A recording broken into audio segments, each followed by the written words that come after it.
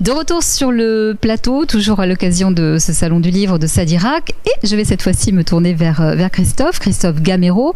Bon, j'ai fait un tout petit point général et très résumé de la situation tout à l'heure. Donc Christophe, on va se tutoyer parce qu'avec Christophe, on se connaît, il faut le dire quand même depuis fort longtemps. Donc ce sera peut-être plus sympa et plus chaleureux. Donc parle-nous un petit peu de toi, ton parcours. Bon, tu es bordelais, ça commence pas mal. Je vais rebondir un petit peu sur ce qu'a dit monsieur le maire, parce que la commune de Sadirac, j'en ai parlé il n'y a pas si longtemps sur l'antenne d'Aki-Télé et dans les rencontres de Christophe, nous avons eu la chance de recevoir pendant 35 minutes celui qui fut à l'origine de la piste Roger-Lapény, qui est Sadiracais. Et il s'agit de Jean-Marie Darmian, que tout le monde connaît, c'est un enfant de Sadirac. Alors la cruche sadiracaise, crois-moi, il nous en a largement parlé il y a 2 semaines. Et donc tout ce que Patrick Gomez vient de signaler aux téléspectateurs, moi j'en ai largement entendu parler. Bon, on aura l'occasion de le voir d'ailleurs tout à l'heure, Jean-Marie Darmian. Oui. Donc voilà, parle-nous un petit peu de toi, de ce parcours quand même très atypique, mais il y a quand même un lien dans tout ça. Oui, le parcours atypique, c'est d'abord le gars qui a la passion, c'est pas pour rien que je fais un bouquin que je sors un bouquin. Alors peut-être début, alors je sais pas si vous allez la caméra d'ailleurs. Bon, à la caméra, voilà. Qui est sorti donc à la fin de l'année 2020, qui s'appelle Passion et rencontres girondines. La passion de beaucoup de choses, du sport. En 2017, je sortais On est entré dans l'Euro, où je fus le seul à Bordeaux à revenir sur les dessous de l'Euro de football 2016. La passion de l'écriture, la passion de l'humour aussi. Faites l'humour, pas la guerre. Ça, c'est sorti pendant le confinement. J'ai déliré sur cette terrible épreuve du confinement que nous avons vécu il y a 1 an. Faites bien en rire. Commun, bien sûr, c'est l'humour, c'est l'envie de rencontrer les autres, c'est l'envie de jouer avec les mots, comme nous l'avions dit, tu t'en souviens dans cette interview que nous avions faite ensemble il y a maintenant près de 3 mois.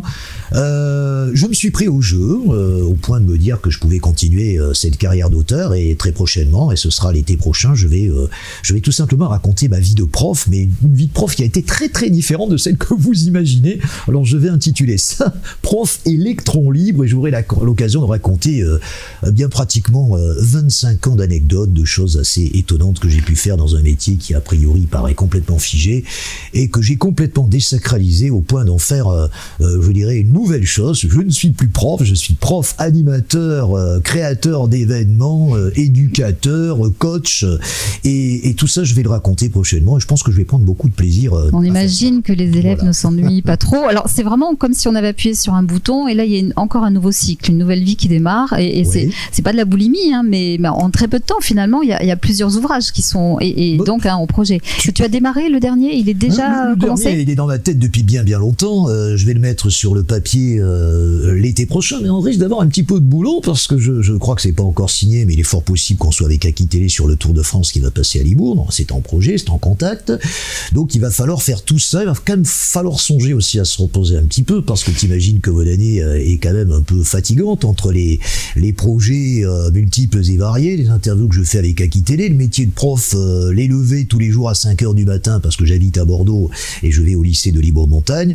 Il n'y a pas beaucoup de temps pour le repos, et puis un petit peu de temps consacré à ma femme et à mon fils accessoirement, donc il n'y a pas beaucoup de temps. Ils vont être contents de l'accessoire, je le sens bien.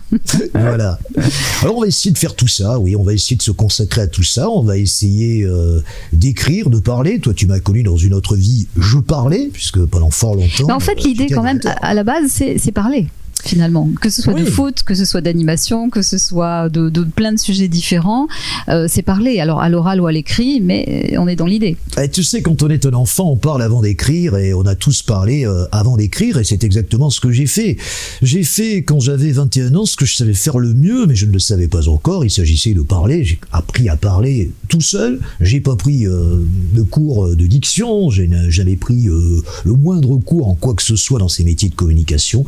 J'ai regardé, j'ai observé, je devais avoir bien sûr un petit don parce que sinon je n'y serais pas arrivé aussi facilement. Métier de prof, c'est pareil, on m'avait dit, j'ai fait une année de formation dans une école à Toulouse, l'ENFA pour ne point le citer, j'ai fait exactement le contraire de ce qu'on m'a dit de ce que je devais faire. Je sentais que le métier de prof, ça devait être quelque chose de vivant, d'interactif, de passionnel pour les enfants. J'ai mis ça en pratique et on m'a laissé le faire. Donc en réalité, je suis un électron libre, ça va aller tout à fait avec le titre de mon prochain bouquin. Ce sera impeccable. Voilà. Et est-ce que petit, déjà, toi, hormis le verbe, le langage, est-ce que tu avais le goût de la lecture? Est-ce que tu lisais beaucoup, peu, pas? J'avais le goût de la lecture, je l'ai souvent dit, je me le suis reproché, j'ai eu le goût de moi-même, et puis à partir du moment où j'ai rencontré Myrlène Sarrazin qui est à mes côtés, j'ai intitulé son portrait dans mon bouquin Passion et rencontre girondine, le goût des autres.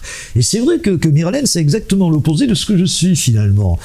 Et elle aura l'occasion de le dire. Elle a le goût des autres. Elle est quelqu'un qui s'est donné aux autres toute sa vie. Et moi, je me suis peut-être un petit peu mis en avant, un petit peu trop mis sur le devant de la scène pour comprendre finalement, à l'âge venant, l'âge de la sagesse, passé 60 ans. Il n'est jamais trop tard. Il n'est jamais trop tard, qu'il fallait de temps en temps un peu penser aux autres et que ça pouvait vous rendre finalement beaucoup plus heureux. Donc cette réflexion philosophique m'a peut-être amené à une évolution, à peut-être un peu plus de distance sur soi-même, un petit peu plus de rapprochement avec les autres. Et je crois que je n'en suis devenu que meilleur, et ça s'est traduit bien sûr par des mots, par de l'écriture, qui est une forme de sagesse et qui te permet quelque part de laisser passer ton émotion. Jusque-là, mon émotion, je la laissais passer bien sûr à l'oral. Je continue d'être un orateur né et quelqu'un qui bien sûr est capable de rire, de pleurer en cours, de chanter en cours, de faire des choses complètement débiles. C'était une petite question d'ailleurs. Comment, tes élèves doivent être, c'est un prof effectivement atypique qu'ils ont là. Quelle est leur réaction? Est-ce qu'ils adhèrent tous complètement à ce personnage? Bon, en même temps, tu restes quand même un prof. Tu fais le programme. Enfin, en gros, ça reste prof. Toujours. Je m'en exonère bien souvent, tu sais, avec l'actualité. Est-ce qu'ils te prennent au sérieux? Ben, je pense qu'on me prend au sérieux quand je mets des notes. Tu sais, à partir du moment où tu mets des notes et des appréciations, forcément, on est obligé de te prendre au sérieux.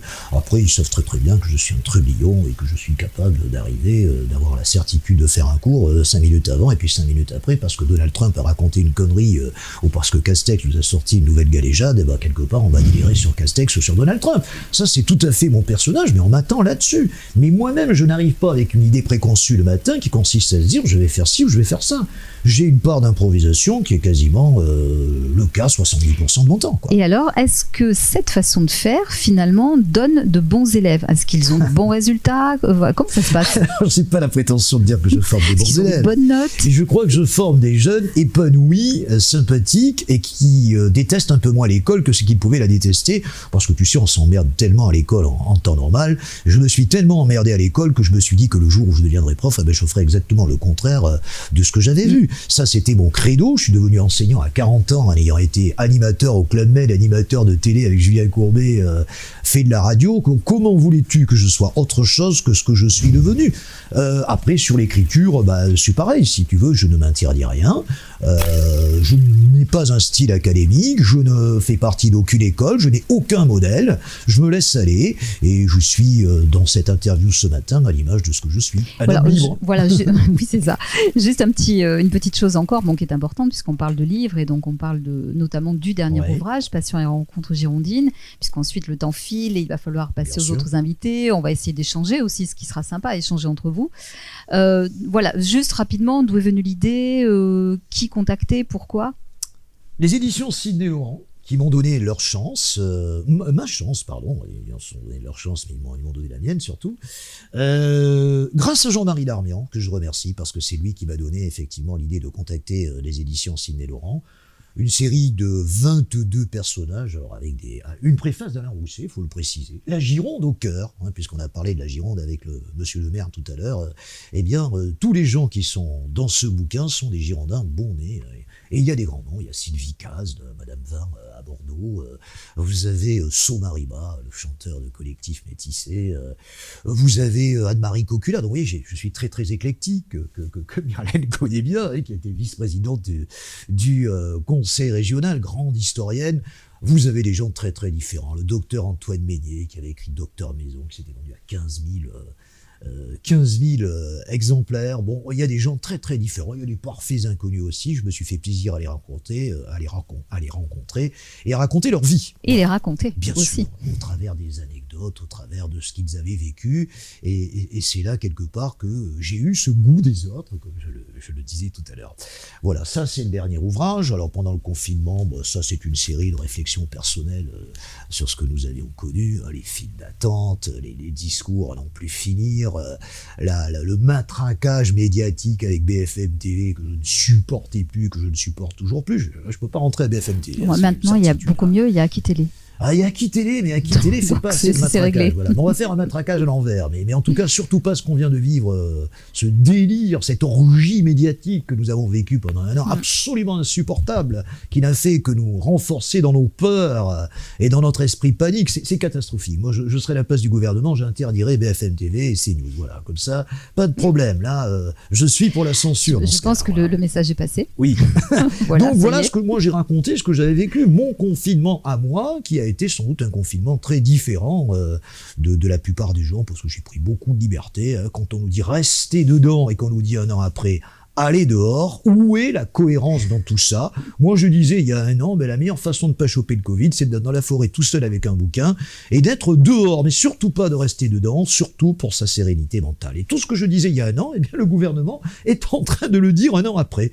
Voilà, c'est juste un petit tacle et une petite pique envoyée à ceux qui nous gouvernent. Bon, voilà. Écoute, je pense que là aussi le message a dû être passé. Écoute, merci beaucoup pour ce petit moment. De toute façon, on va...